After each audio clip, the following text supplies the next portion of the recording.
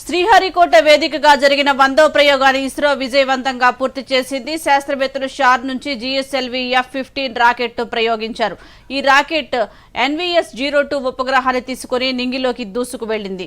NVS-2 ఉపగ్రహం ఇస్రో శాస్త్రవేత్తలు అభివృద్ధి చేసిన స్వదేశీ నావిగేషన్ ఉపగ్రహ వ్యవస్థ. దీని బరువు 2250 కిలోలు. ఇది కొత్త తరం నావిగేషన్ ఉపగ్రహాల్లో రెండవది.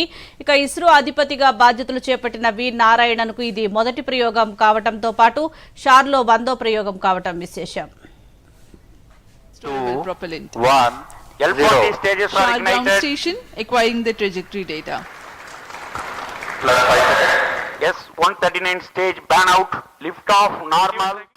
రాకెట్ ప్రయోగాల కోసం విదేశాలపై ఆధారపడే స్థాయి నుంచి విదేశాలకు రాకెట్ ప్రయోగాల్లో సాంకేతిక సహకారం అందించే స్థాయికి చేరుకుంది భారతీయ అంతరిక్ష పరిశోధనా సంస్థ ఇస్రో.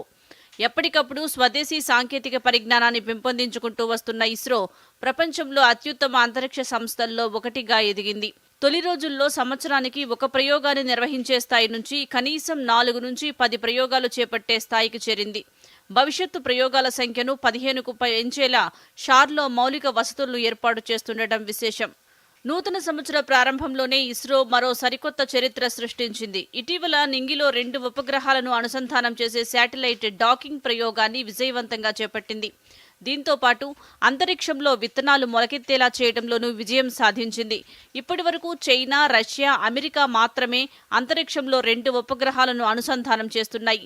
తాజా ప్రయోగంతో ఈ తరహా సాంకేతికతలో భారత్ కూడా వాటి సరసన చేరింది. రాకెట్ ప్రయోగాలతో ఇస్రో ఇప్పటికే ఎన్నో ఘనతలను సాధించగా ఇప్పుడు సరికొత్త రికార్డు సృష్టించింది. ఇస్రో తన 100వ రాకెట్ను ప్రయోగించి విజయాన్ని తన ఖాతాలో వేసుకుంది.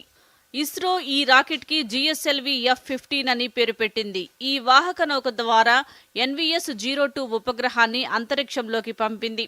L40 stages are Ground ignited. station acquiring the trajectory data. Plus 5 seconds. Yes, 139 stage ban out. Lift off normal. GSLV F-15 rocket ప్రయోగాన్ని ఇస్రో ఈ ఉదయం 6:23 చేపట్టింది. ఈ రాకెట్ ద్వారా NVS-02 శాటిలైట్ను నింగిలోకి పంపింది.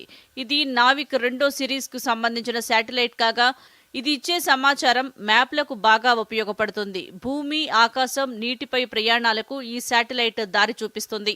మొత్తం 2250 కేజీల బరువున్న ఈ శాటిలైట్ భూకక్ష మార్గంలోకి వెళ్లగా GPS సేవల్ని అందిస్తోంది. ఇస్రో ప్రతిష్టాత్మకంగా చేపట్టిన దేశీయ నావిగేషన్ వ్యవస్థ నావిక్లో ఇది మరో కీలక ప్రయోగం. Let me thank our Honorable Prime Minister Narendra Modi ji for his visionary leadership in rolling out the space sector reform. Also, the space vision what he has given for the next 20 years for ISRO and DOS team to contribute to make this country as a developed country.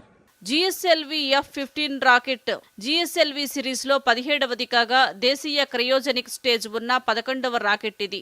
ఈ ప్రయోగం ద్వారా NVS-02 ఉపగ్రహాన్ని Jio synchronous transfer ఆర్బిట్లోకి ప్రవేశపెట్టారు. దీని ద్వారా దేశీయ navigation వ్యవస్థ నావిక్ మరింత విస్తృతమైంది. ఈ ఉపగ్రహం 2nd జనరేషన్ శాటిలైట్ కాగా NVS-01 ఉపగ్రహాన్ని 29 మే 2023న ఇస్రో నింగిలోకి పంపింది. ఈ NVS-02 ఉపగ్రహం ఈ సిరీస్లో 2వ ఉపగ్రహం. ఇందులో L1, L5, S బ్యాండ్లలో నావిగేషన్ పేలోడ్లతో పాటు C బ్యాండ్ రేసింగ్ పేలోడ్స్ ఉన్నాయి.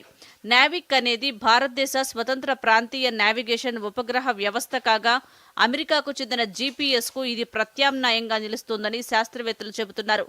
భారత భూభాగం నుంచి దాదాపు 1500 కిలోమీటర్ల వరకు విస్తరించి ఉన్న ప్రాంతాల్లో వినియోగదారులకు ఖచ్చితమైన స్థానం, వేగం, సమయం, సేవలను అందించడం ఈ శాటిలైట్ ప్రయోగం లక్ష్యం. Bureau report, Doordarshan news.